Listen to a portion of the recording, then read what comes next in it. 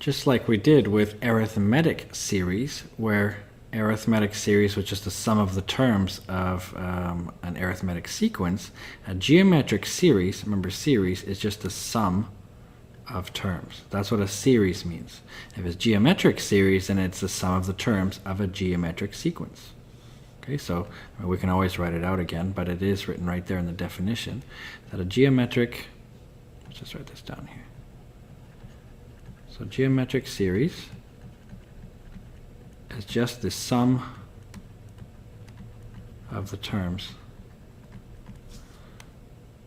That's all it is. Sum of the terms of a geometric sequence. Now I'm just writing out what I had right here. Now the key thing here is the word finite. Okay, so this is going to be sort of that's the definition.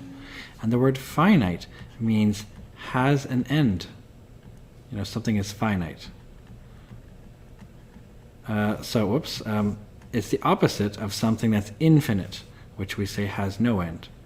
Now the reason I say this is because we're going to next be looking at infinite geometric series. So we're going to look at the sum of the first infinity number of terms. So here we're saying a sum of a specific number of terms here. Now we have an equation for it. It goes like this. Sn is equal to u1 times, now here there's two different ways of looking at it, but this is one of the equations here. It goes like this, because this actually comes in two different forms. But this is the one I like the best here. So I'm going to put this maybe in big red stuff, and we'll put blue around it just to know that this is the main equation that we need to know.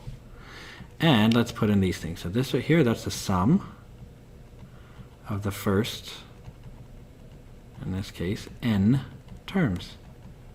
So we want the first 100 terms, S100.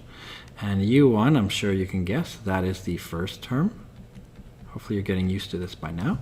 And R, this R right here and this R right here, those are both the common ratio. And you might think, oh, well, this cancels out this. Nope. This is 1 minus, and in parentheses, sort of r to the n. And this is just 1 minus r. You cannot just get rid of this one and saying this one cancels out that one. That's not the same. If it was 1 minus r without the n, if it was just 1 minus r over 1 minus r, then yes, you could cancel them both out. But it's not. This is 1 minus r to the power of n. This is just 1 minus r. So those remain intact. And the key thing here is this. R cannot be a certain number. Now try to think of the bottom right here. If you make the denominator equal 0, you're not allowed to divide by 0. You can try it on your calculator. In fact, let's say I do it. Let's say I say 2 divided by 0, let's say. It gives me error, divide by 0. The answer is not 0, the answer is error. It's undefined. Because you can't multiply 0 by some number to get something non-zero. So the whole point here is that you can't make the denominator equal 0. And if that's the case, look at this. There's a value of r that is not allowed. If I made r 1, 1 minus 1 would be 0. That wouldn't work. So here r cannot be 1. That's the key thing here. So this is the equation that we use, and that's all there is to it. So let's then take a look and try to do some examples here. So we'll do a straightforward example like I usually show you. So find the sum of the first 5 terms of this geometric sequence. So it's 2, 6, 3, 3 halves, comma, so on. It goes on forever, I suppose. We just want the sum of the first 5 terms. Now, of course, I could just figure out the next term and then add up all these 5 and I'd be done. But I want to show you how to do it with the equation. So the very first thing to do is to write down, well, U1, the first term, because we're going to need this equation here. We're going to need that. Sn is going to be u1 times r, 1 minus r to the n divided by 1 minus r. So we need to know u1 and r, and n, I suppose. But we do know n. So we know that u1 is 12. And we know that n is 5, because I want the first 5 terms. In other words, I can say that it's going to look like this. u5, oops, sorry, not u. I want s5, don't I? The sum of the first 5 terms. So I want s5. It's going to equal some stuff here. S5 will equal U1 times, and then all this stuff. But I need to know R. So let's try to figure out R. So 6 divided by 12, that gives me 1 over 2. And 3 divided by 6 is also 1 over 2. And 3/2 divided by 3, again, is 3 over 2 times 3, which is still 1/2. Because of that, I know my common ratio is 1/2. If that's the case, then maybe what I'll do is I'll write down the generic equation just so we can see it again.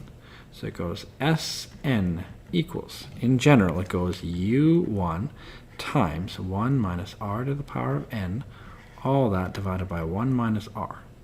So let's use that. I want the sum of the first 5 terms, so S5 equals the first term, which is 12. See, now it's just a shopping list. See, I've got this, I know this, and I know this. So S5 is equal to, well, U1, which is 12, times 1 minus, and R is 1/2. All that has to be to the power of 5. All that divided by 1 minus 1/2. Now what I can do, I can actually do this one by hand. I want to show you that it is possible to do this by hand. So it may look crazy, but you can totally do it. You just got to take your time. The first thing to do is to consider then, let's actually, well, we'll do a couple things here. So we'll do 12 times 1 minus, now 1 over 5, this is like 1/2 to the power of 5. That's like saying 1 to the power of 5 over 2 to the power of 5. That's the same thing. All that divided by, and 1 minus 1/2, that's the same thing. Now I have to deal with this as a common denominator. 1 over 1 is the same thing as 2 over 2, but that still gives me 1. But I'm doing this because I want to do a common denominator, because 2 over 2 minus 1 over 2 gives me just 1 over 2. You can try it on your calculator. 1 minus 1/2 is just 1/2. That's because 1 minus 0.5 is still just 0.5. So all right, I've made it a little bit easier. Now, do I know what 1 to the 5 is? Sure. 1 to the 5 is just 1. And 2 to the power of 5, well, 2 times 2 is 4. 4 times 2 is 8. 8 times 2 is 16. And 16 times 2 is 32. So therefore, this is 1 over 32. All that over 1/2. Okay. Well, I want, again, combine this right here. 1 minus 1 over 32 is the same thing as 32 over 32 minus 1 over 32. So that means S5 is going to be 12 times, this would be 32 over 32 minus 1 over 32. That's the same thing. All that over 1/2. And then I can deal with this right here and say, well, actually, I'm tired of seeing this 1/2. If I take something and divide by a fraction, it's the same thing as multiplying by the reciprocal. So instead, I'm actually going to deal with the dividing by 1/2. Dividing by 1/2 is the same thing as multiplying by 2 over 1. So that means I can just throw a 2 here. I mean, technically it's divided by 1, but dividing by 1 doesn't do anything exciting. So I'm just going to leave this like that. There we go. So then I can keep going. 32 over 32 minus 1 over 32 is 31 over 32. So that's 12 times 31 over 32. All that is times 2. Now you might think right here, oh, well, that gets really complicated. Well, not quite. 2 times 12, that's equal to, I'm just going to multiply this. 2 times 12 is just 24. So I want 24 times 31 over 32. And then what I can do is I can actually say that, well, 24 over 32, because I don't like this. 24 times 31 is a big number. So I'm instead going to divide 24 by 32. That gives me a fraction, so I can say, let's see, 24 over 32 is the same thing as 3 over 4, because those both reduce. Right, so I can actually divide them both by the same number. So because of that, then I get 24 over 32 is the same as 3 over 4. All that is times 31. And then I can actually just figure that out then. So 3 times 31, well, that is 93. So that'll be 93 over 4. Now, you might think, oh my God, why did you do this all by hand? Well, just because I could. But you don't have to. You can easily do this on a calculator. You can work this out. I'm just trying to make this look like an S, but I think I made it worse. Because I find my S's and my 5s look very similar to each other. So S5, the sum of the first 5 terms is 93 over 4. It's allowed to be a fraction. That's no problem. And let's do the last one. This time I want the sum of the first n terms of the following. So here basically I'm asking for it in general. So this is just making it slightly grosser looking, but it's okay. Step 1 is to find out, is it even geometric? Well, let's see. I know that, well, u1 seems to be 9. The first term is 9. Let's see here. Negative 3 over 9, what does that give me? That gives me negative 1 over 3, because they both divide by 3. And 1 over negative 3 is negative 1 over 3. And negative 1 over 3 divided by 1, dividing by 1 does nothing, so it's just negative 1 over 3. So yes, it is geometric. In fact, the ratio, common ratio, is minus 1 over 3. Because of that, I can write down the sum of the first n terms. It goes Sn equals, if I don't remember, I can always look it up, u1 times 1 minus r to the n over 1 minus r.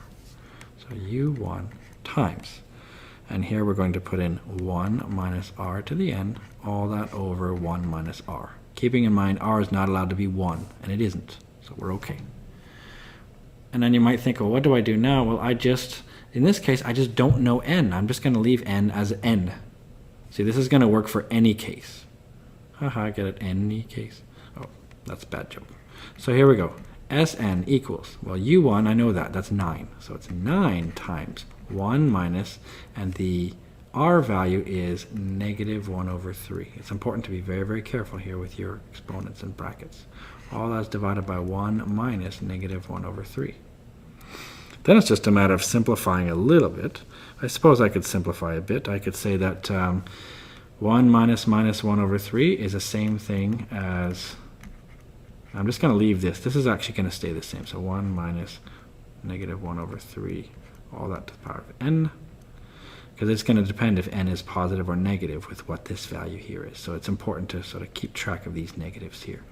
All that divided by, well, this is going to be 1 plus 1/3, and I can reduce this. This can become a fraction 3/3 here. So 3/3, that's the same thing as 1. So 1 plus 1/3, that gives me 4/3. So that gives me 9 times 1 minus negative 1 over 3 to the power of n. Whoops, I forgot that bracket there. All that over 4/3. Remember, dividing by a fraction is the same thing as multiplying by the reciprocal. So I'm just sort of making this look tidier now. So that's divided by 4 over 3 is the same thing as multiplying by 3 over 4. So 9 times 3 over 4 here. All that times 1 minus negative 1 over 3 to the power of n. And I guess I can do one last step. 9 times 3. Well, that's 27. So I guess this is 27 over 4 times 1 minus negative 1/3, all that to the power of n. The reason I showed you this example is just to show you that you can solve for a generic system too. So in other words, for this particular example, I could then use this equation here then to solve for any number of terms. In other words, if I wanted the sum of the first 12 terms, this is already sort of reduced for me. I just put in a 12 here. And I just calculate negative 1/3 to the power of 12. I do 1 minus that answer and multiply that by 27 over 4.